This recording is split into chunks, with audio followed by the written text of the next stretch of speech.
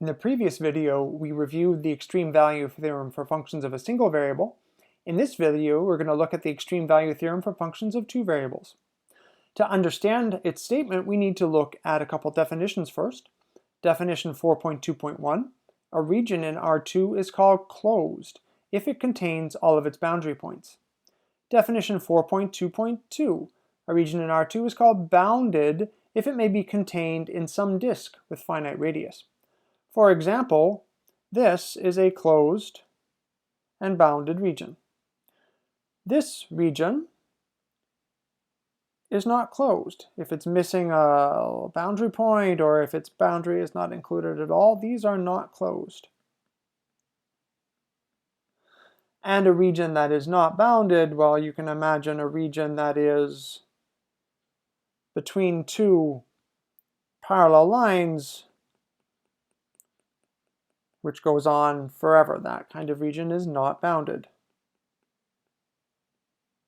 So we're looking in the extreme value theorem at regions which are both closed and bounded. So the extreme value theorem for functions of two variables is theorem 4.2.1. If f of xy is continuous on a closed and bounded region D in R2, then f attains both an absolute minimum and an absolute maximum on D. The procedure that we have for finding these absolute extrema is analogous to the procedure for a single variable. The first thing that we need to do is verify that f is continuous, so that in fact the extreme value theorem applies. Next, we need to find the critical points of f in the interior of D. Step 3 is to find the critical points on the boundary of D. Step 4 is to assemble the candidates from both steps 2 and 3 as well as any corner points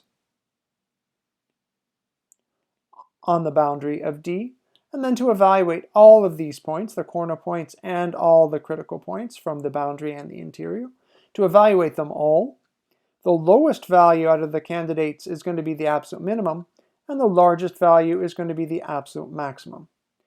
In the next video, we'll actually do an example where we'll apply this procedure to find the absolute extrema of a function of two variables.